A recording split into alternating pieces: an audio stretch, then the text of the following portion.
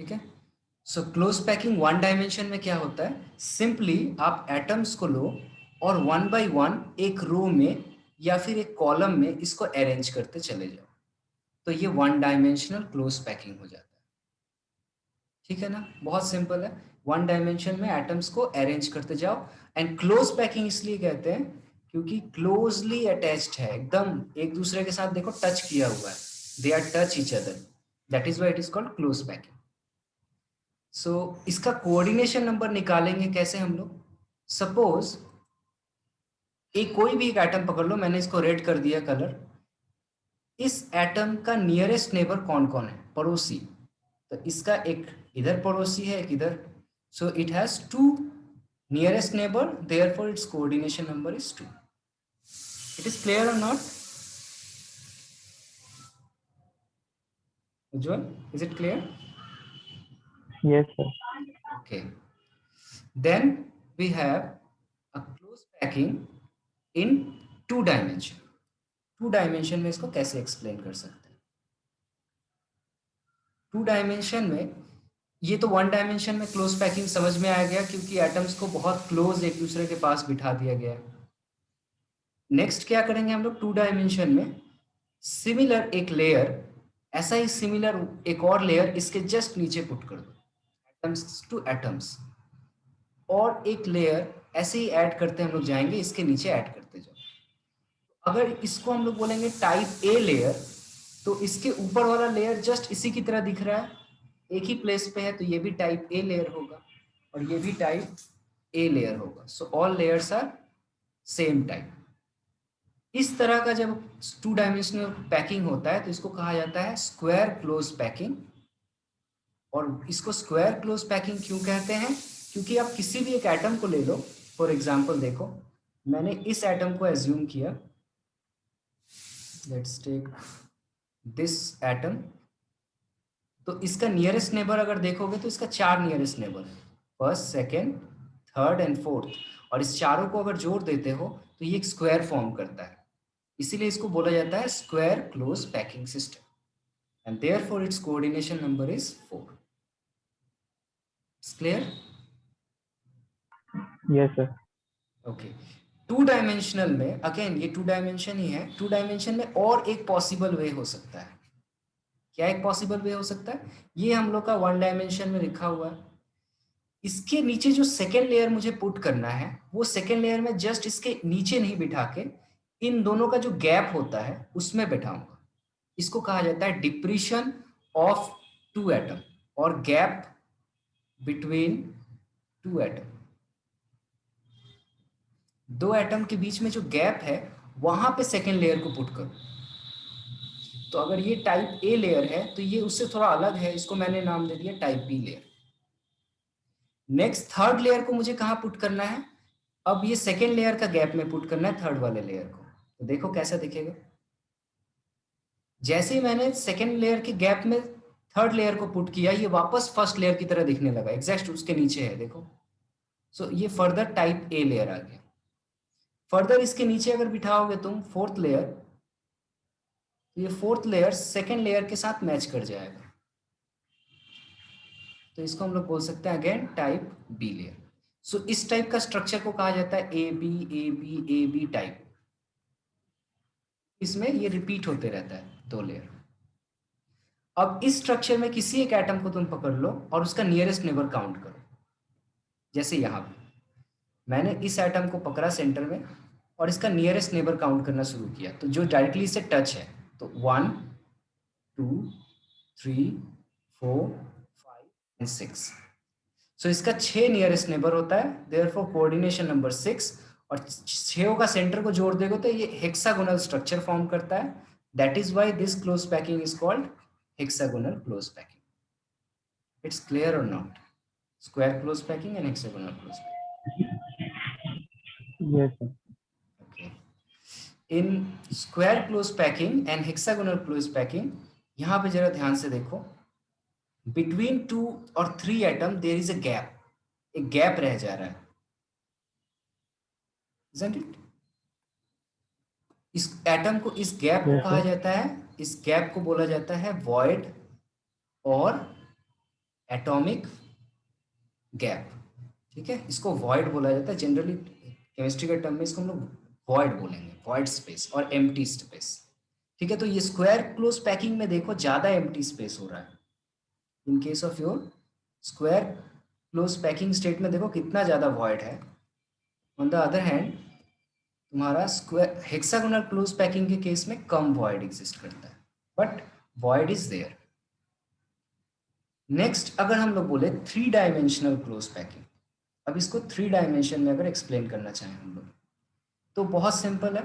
सबसे पहले वो जो 2 डायमेंशन का स्क्वायर क्लोज पैकिंग स्ट्रक्चर था उसको अब 3 डायमेंशन में एक्सप्लेन करना होगा हमें। तो 2 डायमेंशनल में ये स्क्वायर क्लोज पैकिंग कैसा दिखता है, ऐसा दिखता है, ये नीचे फिगर दिख रहा है, ये 2 डायमेंशन में है। फर्स्ट लेयर, उसके नीचे सेकेंड लेयर, उसके नीचे third layer, all are of same type, ए, ठीक है ना। अब इसके ऊपर क्या हो रहा हो, इसके ऊपर स्टैक करते जाओ लेयर्स को, मतलब इसके ऊपर पुट करते जाओ या इसके नीचे पुट करते जाओ, तो कैसा दिखेगा लेयर, देखो ऐसा। मैंने क्या किया, इसके ऊपर 2 और लेयर, सिमिलर लेयर इसके ऊपर पुट करते चला गया।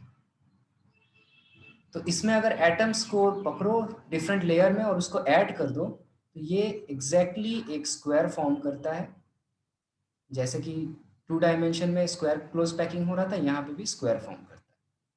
So this is 3-dimensional square closed packing system. Is it clear? Yes, sir. Okay. Now the difficult part is hexagonal closed packing in 3 dimension. ये थोड़ा सा difficult है, तो इसको बहुत clearly सुनो। कहीं भी डाउट हो मुझे वहाँ पे ब्रेक रोको और मुझसे पूछो कि क्या हो रहा है, अगर डाउट हो रहा है। Now this is the figure. This one is for hexagonal closed packing in 2 dimension. 2 dimension में ये हेक्सागोनल क्लोज पैकिंग का डायग्राम है, जो कि ऑलरेडी हम लोग देख चुके हैं। फर्स्ट लेयर अगर टाइप ए है, सेकेंड लेयर बी होगा, थर्ड लेयर फर्दर ए होगा, और ये जो गैप होता है इसको हम लोग कहते हैं वॉइड बिटवीन द एटम्स। तो अब हम लोग के लिए क्या पॉसिबल है, इसके ऊपर एक लेयर बिठाना है, ठीक है। ये ग्राउंड लेयर है, इसके ऊपर टॉप लेयर मुझे पुट करना है। तो टॉप लेयर जो है वो सेकेंड लेयर में कहाँ पुट कर सकता हूँ, यहाँ एक वर्ड लिखा हुआ है, in the depression of first layer, in the depression of first layer, first layer के डिप्रेशन में पुट करो। मतलब ये जो गैप है ना, सपोज तुम्हारे पास बॉल है, ऐसे 3 बॉल है, यहाँ देखो इस फिगर में तुमने 3 बॉल को ऐसे रखा और तीनों बॉल के ऊपर चौथा बॉल रखने जब जा रहे हो तो कहाँ रखोगे, ये जो तीनों बॉल के बीच में जो गैप हो रहा है उस गैप के ऊपर इस 4th बॉल को पुट कर दोगे ऐसे, तो वो फिगर कुछ ऐसा दिखेगा। 3 बॉल नीचे है, 4th बॉल जस्ट उसके जो गैप हो रहा था उसके ऊपर पुट करना है। Is it clear? हाँ सर। यस। सो ये जो नीचे वाले एटम का वॉइड स्पेस था और ऊपर एक बॉल बिठाए हो, उसका भी एक वॉइड स्पेस बनेगा। तो इमेजिन कर पा रहे हो, 3 बॉल नीचे तुम बिठाओ, एक्सपेरिमेंट करो घर पे, तो उसमें जो खाली जगह होगा वो नीचे का खाली जगह कुछ ऐसा बनेगा, 3 बॉल के बीच का खाली जगह, और उसके ऊपर तुमने एक और बॉल बिठा दिया तो उसका एक अपना खाली जगह उसके वजह से बन गया। तो ये जो फिगर होगा एक एक ऐसा फिगर होगा जिसको हम लोग ट्राइंगल की तरह देखेंगे, एक ट्राइंगल और एक पिरामिड की तरह होगा खाली जगह। That kind of structure is called tetrahedral, that kind of structure is called tetrahedral, जो कि तुम क्लास 11 का केमिस्ट्री में पढ़े होगे, tetrahedral structures in hybridisation. Okay, so this kind of void is formed when we put in hexagonal close packing the second layer or top layer in the depression of the first layer. First layer के depression में या void पे अगर आप second layer को put कर रहे हो तो जो खाली जगह बनता है उसको हम लोग टेट्राहेड्रल void कहते हैं। Is it clear now? Yes, sir. So इसको देख लो, एक एनिमेशन से। फर्स्ट लेयर रेड कलर का है, सेकेंड लेयर ब्लू कलर का मैं पुट कर रहा हूँ डिप्रेशन पे। ओके, इमेजिन करने के लिए यहाँ पे देखो, सपोज इस एरिया पे चेक करो, तो यहाँ पे मैंने पुट किया। ओके, नेक्स्ट इस सेकेंड लेयर को डिप्रेशन में पुट करने से 2 तरह के वॉइड बनेंगे। पहला तो वॉइड मैंने बोला कि 2 एटम है, नीचे का 3 एटम है, उसके ऊपर मैंने यहाँ एटम पुट किया था, ठीक है।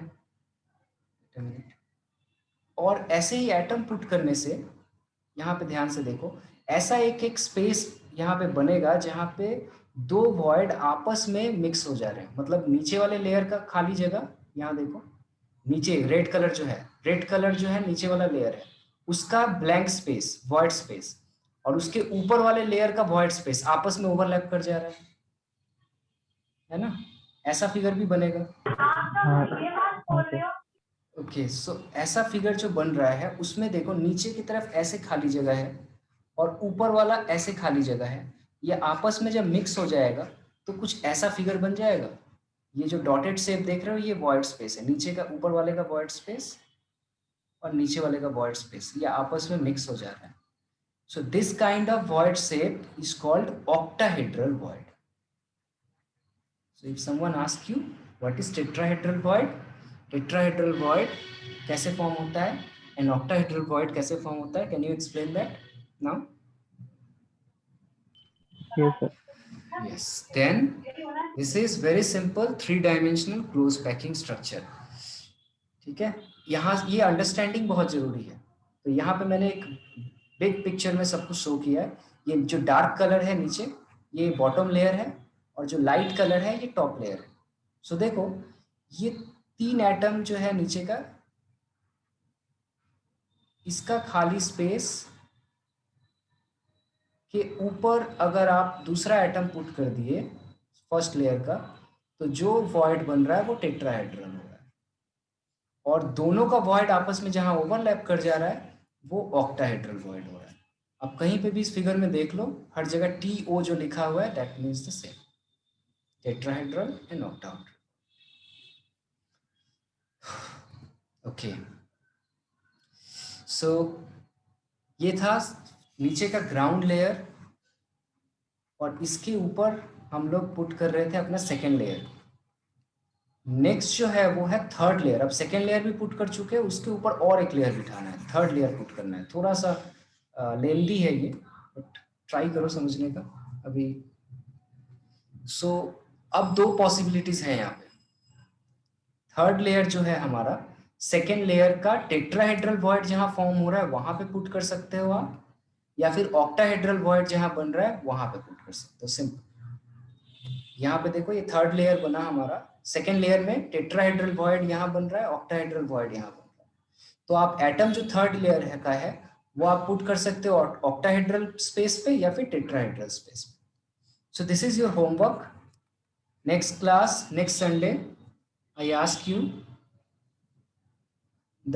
to explain this close packing in three dimensional, third layer placed over second layer. So इसको अच्छे से रीड करना, मैं नोट्स भेज दूंगा आज, और इसे मुझे एक्सप्लेन करोगे तुम by sharing your screen. Okay?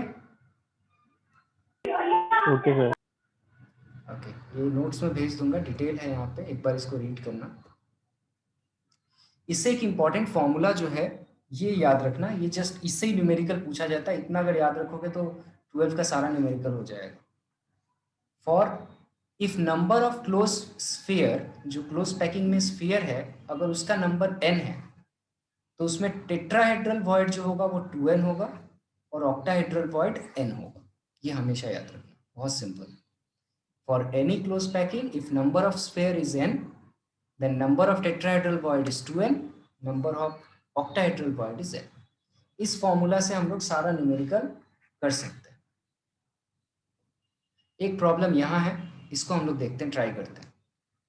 Compound is formed by two element x and y। एक कंपाउंड बन रहा है दो एलिमेंट से, x एंड y से। Atom of the element y जो है वो एनायन है, ये HCP CCP पे पुट हो रहा है, ठीक है, that is cubic close packing structure बना रहा है। And those of the element x जो है ऑक्यूपाई द ऑक्टाहेड्रल वॉइड। मतलब क्या लिखोगे आप, x जो है वो कहाँ बैठ रहा है, वो CCP पोजीशन पे बैठ रहा है, ठीक है, और y जो है, no sorry I repeat wrong, right, y जो है वो CCP पे पुट हो रहा है और x जो है वो ऑक्टाहेड्रल वॉइड पे बैठ रहा है। CCP का मतलब होता है तुम्हारा नंबर ऑफ एटम्स जो क्रिस्टल पोजीशन पे बैठ रहे हैं, ठीक है। सीसीपी मतलब क्यूबिक क्लोज पैकिंग का एटम्स कहाँ कहाँ बैठ रहा है, दैट इज कॉल्ड सीसीपी। और ऑक्टाहेड्रल वॉइड तो आप अभी हम लोग पढ़ चुके हैं। तो अगर आप लेट करोगे, let number of CCP site is equal to n, अगर आप लेट करोगे तो नंबर ऑफ ऑक्टाहेड्रल वॉइड कितना होगा? Hello, the number of octahedral void will equal to how much? Sir n। Yes, it is also n। Tetrahedral is equal to 2n, यहाँ जरूरत नहीं है। सो सीसीपी साइट पे बैठा है x, तो हम लोग बोल सकते हैं number of sorry n, CCP पे y बैठा है, number of y ions is equal to n and number of x ions is also equal to n. So x is to y का ratio n is to n होगा। Simplify करो तो 1 is to 1 होगा। So finally ये ratio को formula में explain कर दो। सो फॉर्मूला जो बनेगा x y, x1 y1, 1 नहीं लिखते हैं तो x y, तो फॉर्मूला हो गया x y। Is it clear? Yes sir. Okay then try this one, try करो इसको। Atom of element B form HCP lattice, B जो है HCP लैटिस साइट पे बैठ रहा है, and those of the element A जो है occupy 2/3 of the tetrahedral void, then what is the formula of the compound AB? बहुत easy है, ट्राई।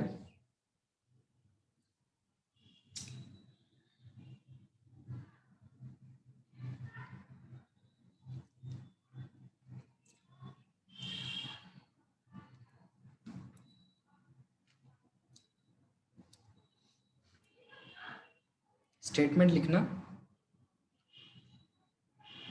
एलिमेंट सर नहीं हो रहा है।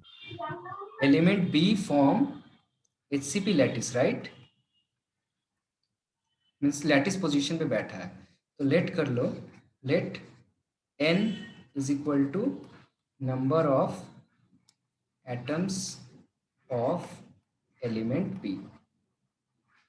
ओके, बी जो है वो लैटिस साइड पे बैठा है और n मैंने लेट कर लिया नंबर ऑफ एलिमेंट और लैटिस साइड। तो मैं बोल सकता हूँ नंबर ऑफ टेट्राहेड्रल वॉइड कितना होगा? Sir 2n। Yes, number of tetrahedral void is equal to 2n। और टेट्राहेड्रल वॉइड पे कौन बैठ रहा है? ए बैठ रहा है, ठीक है ना। सो लेकिन पूरा पे नहीं बैठ रहा है, 2/3 पोजीशन पे ही बैठ रहा है। तो मैं बोल सकता हूँ number of atoms of A is equal to 2/3 ऑफ tetrahedral, isn't it? So it is 2/3 yes sir. into 2n, that is equal to 4n by 3. So A is to B का रेशियो निकाल सकते हो यहाँ से, A is to B। A है यहाँ पे 4n/3 और B है हमारा n। Look, sir 4:3। so cancel out, it is 4:3। A is to B is equal to 4:3। So formula is A4 B3, ये होगा फॉर्मूला। अभी समझ में आया? हाँ सर। ओके, सो तुम्हारा इंटरनेट कनेक्शन अभी ठीक है? आगे प्रोसीड करें हम लोग या फिर इसका वीडियो मैं भेज दूं नेक्स्ट लेक्चर जो होता है, क्योंकि हाँ नेक्स्ट सर अभी बहुत। ठीक है, आप कर सकते हैं। ओके ओके, देन मैं थोड़ा सा इंट्रोडक्शन करवा देता हूँ पैकिंग फ्रैक्शन का, ओके। क्योंकि इसका डिटेल जो है उसका मैं वीडियो भेजूंगा, क्योंकि ये बहुत ज़्यादा कैलकुलेटिव है, बहुत स्लोली इसका नंबर, बहुत सारा लेक्चर्स होगा, इसको बहुत ध्यान से देखना, रिपीट कर करके। तो ओके सर। पैकिंग फ्रैक्शन क्या होता है? अभी हमने देखा कि क्लोज पैकिंग सिस्टम में कितना भी क्लोज आप एटम को बिठा लो, एक दूसरे से टच कर लो, लेकिन उनके बीच में खाली जगह, वॉइड स्पेस जो है वो रह जाता है। तो ये हर केस में होता है। ये सिंपल क्यूबिक ऐसा दिखता था, मैंने दिखाया ऑलरेडी पिछले कुछ लेक्चर्स में। बॉडी सेंटर क्यूबिक ऐसा दिखता था और फेस सेंटर क्यूबिक जो है एक यूनिट सेल ऐसा दिखता है।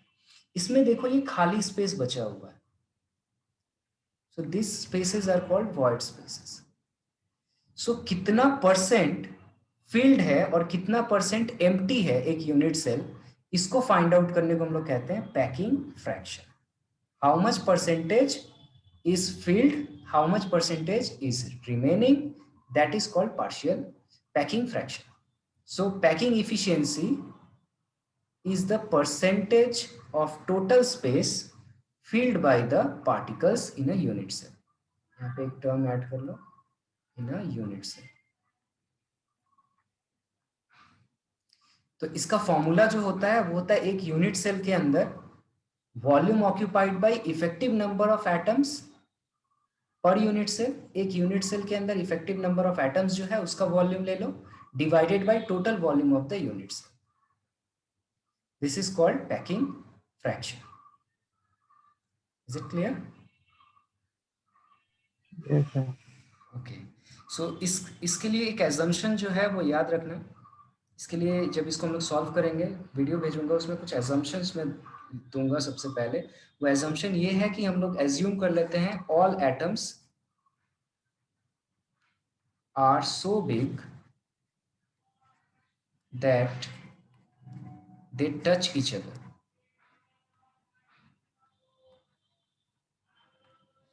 इतने बड़े बड़े एटम्स हैं जो एक दूसरे को टच करते हैं, ये पहला एजम्पशन होता है।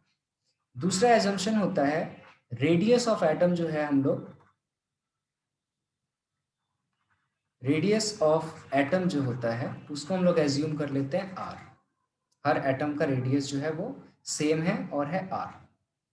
दूसरा बात जो होता है याद रखना, वो होता है नियरेस्ट नेबर डिस्टेंस। मतलब दो एटम का जो नियरेस्ट नेबर डिस्टेंस, दोनों आपस में जो टच हो जाते हैं, जैसे यहाँ देखो ये एटम और ये एटम, इन दोनों का सेंटर के बीच का जो डिस्टेंस होता है उसको हम लोग डी बोलते हैं। ठीक है, तो नियरेस्ट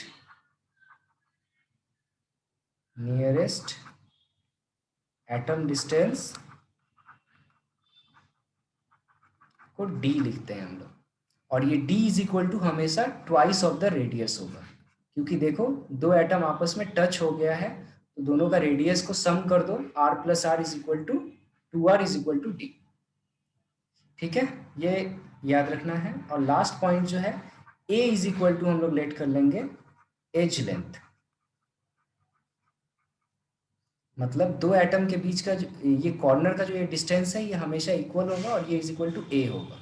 इसको हम लोग कहते हैं एज लेंथ। सपोज ये a है और ये b है, so A B is equal to edge length a। ये एजम्पशंस हमें पता होना चाहिए, विदाउट विच हम लोग कोई भी कैलकुलेशन नहीं कर पाएंगे। ओके, सो पैकिंग फ्रैक्शन तक रहते हैं यहाँ तक। अगर तुमको कुछ क्वेश्चन है तो पूछो, अदरवाइज पैकिंग फ्रैक्शन का वीडियोस जो होगा वो आज मैं कोशिश करता हूँ आज भेज दूंगा।